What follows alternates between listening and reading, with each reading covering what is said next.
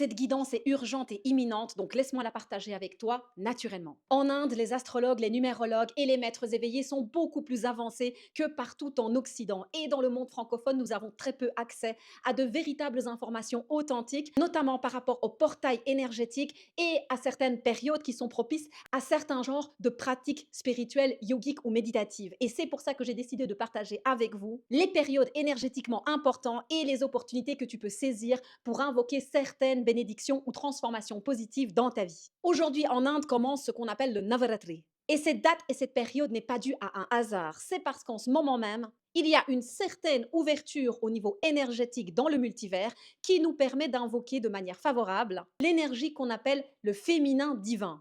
En Inde, tous les maîtres éveillés le savent et l'enseignent. Ce qu'on appelle Dieu ou la conscience une ou la source ou l'être suprême n'est ni masculin ni féminin et n'est certainement pas un homme ou une femme. C'est une conscience absolument inimaginable pour le mental humain et impossible à mettre en mots, mais c'est une conscience qui se divise en deux types d'énergie, notamment qui sont l'énergie masculine et l'énergie féminine. Et il existe des moments propices pour invoquer ou pour bénéficier de l'énergie masculine et de l'énergie féminine divine. Et aujourd'hui, le 19 mars, et ce pendant 9 jours, est une période extrêmement propice pour invoquer cette énergie du féminin divin. Ça ne veut pas dire que ce sont les femmes qui doivent faire des pratiques spirituelles, ça ne veut pas non plus dire que tu vas invoquer une femme ou une forme féminine dans ta vie. Ce que tu vas faire, c'est bénéficier d'une énergie qui est féminine et qui est notamment responsable de la manifestation de certains événements dans ta vie, et tu vas faire en sorte quantiquement que cette énergie fonctionne de manière bénéfique pour toi. Mais ça ne se fait pas tout seul. Pour ça, il faut pratiquer, et en Inde, nous pratiquons énormément le chant intérieur de certains mantras qui activent certaines énergies du divin féminin dans le multivers ou dans la réalité une.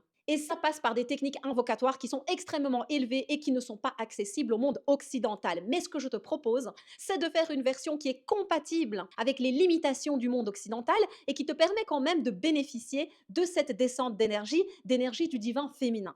Pour cela, ce que je te propose de faire, c'est pendant 9 jours à partir d'aujourd'hui, que ce soit le matin ou le soir, tu prends une douche, tu te mets dans un endroit qui est propice à la méditation, que ce soit une chaise, un endroit calme, ou si tu as un hôtel ou un coin de méditation, c'est encore mieux. Tu mets des vêtements propres et tu changes de vêtements si tu as été travaillé, et tu t'installes dans un état méditatif en te tournant vers l'intérieur. Et tu vas invoquer cette énergie du divin féminin en toi et tout autour de toi. Tu peux notamment demander la protection de cette énergie du divin féminin et la transformation positive de ton karma. Et pour cela, je t'invite à faire des invocations du genre: je demande à l'énergie du divin féminin de me protéger, de protéger mes proches, mes possessions et mes biens, chaque jour de ma vie. Je t'invoque pour me protéger de tout karma négatif dans toutes les dimensions et directions. Je te demande de te manifester dans ma vie et de transformer mon karma positivement en me bénissant de la grâce divine. Et puis tu peux même rester quelques minutes en méditant sur le son Om ou Aum, en faisant attention que chaque son soit d'égale longueur, parce que très peu de personnes savent que si tu prononces le son sacré et puissant Aum, mais que ton A est plus long que le OU ou le tu risques d'avoir un déséquilibre au niveau énergétique et de ne pas manifester les bienfaits de ce mantra de base d'une manière optimale. En cette période, toute l'Inde est dans une pratique spirituelle intense pendant 9 jours, alors je t'invite à en faire de même et de bénéficier de ces énergies positives qui peuvent t'apporter une protection et une intervention transformatrice positive par rapport notamment à tes défis karmiques en ce moment même, parce que beaucoup de personnes sont dans les défis, les malheurs, les séparations, les ruptures, les pertes, etc.